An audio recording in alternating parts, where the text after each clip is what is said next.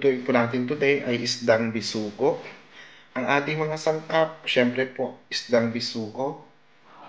Meron po tayong bawang, sibuyas, luya, meron po tayong talong, asin, suka, at saka magic sarap. Yan po ang ating mga sangkap sa ating lulutuin pinaksit po na bisugo.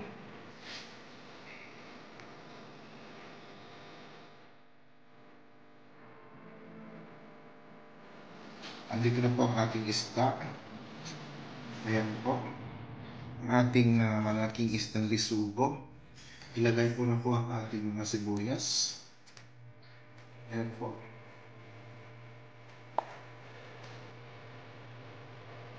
Ilagay po ang sibuyas.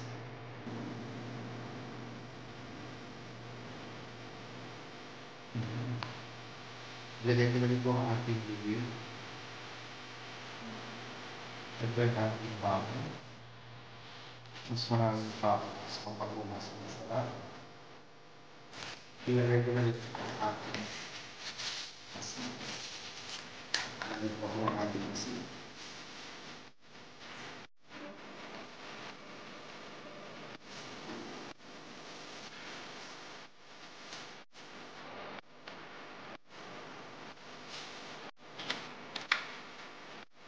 Ilagay po na rin po ang ating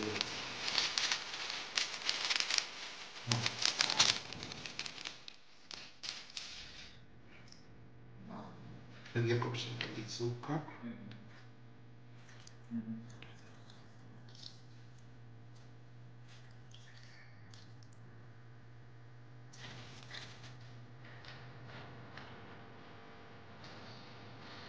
Ito ang ating talong.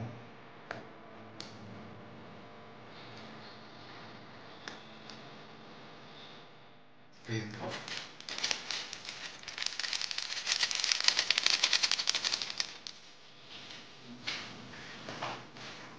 Lalagyan ko po siya ng konting tubig lang. Konting tubig lang po ang ating ilalagay. Ayan. Para maluto pa rin po siya.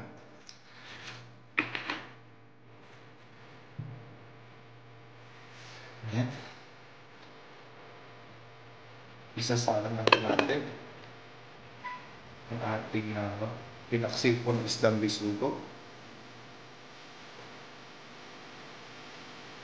Ayan po. Isasalang natin. Ngayon, gusto ko po siyang lagyan ng konting paminta.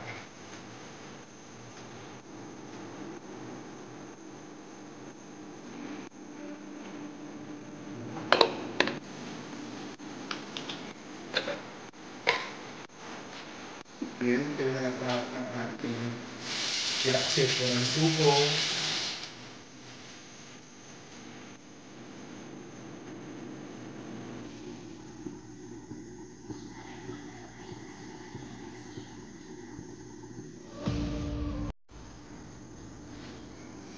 Ayan po, kumukulo na ang ating pinaksil na bisugo.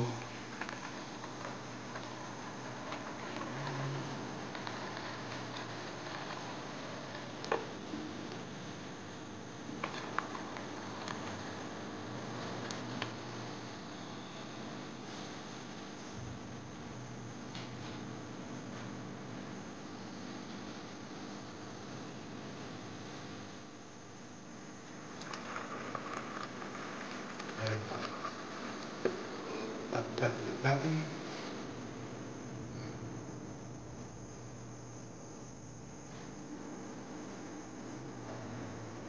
Ayan.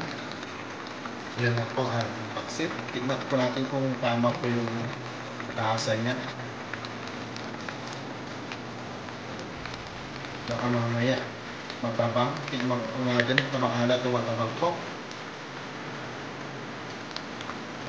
Ayan. Okay lang po yung lasa niya.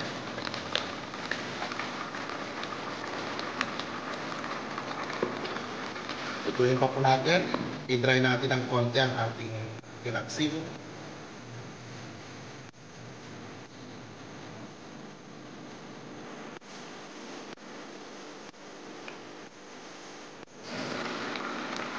Ayan po ang ating pinaksi.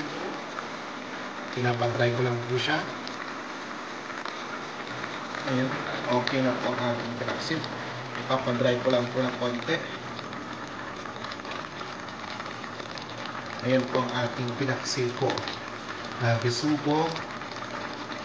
Ayan, takpan po ulit natin. Pero malapit na po siya. Pinapadry ko lang po.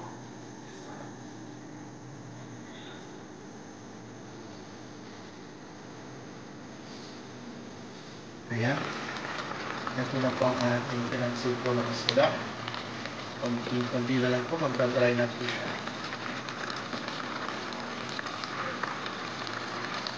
Ayan po ang ating pinaksi ng isda. Pwede na po.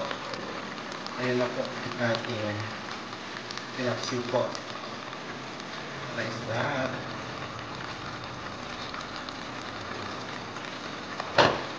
Yan na po ang ating final product po.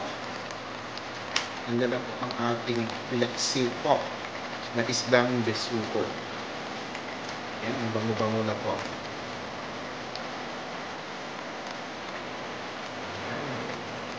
Gusto po, nakakaguto na po sa amoy pa lamang po. Nakakaguto na. Yan po ang ating pinaksi po na isdang besugo na nilagyan po natin ng talong.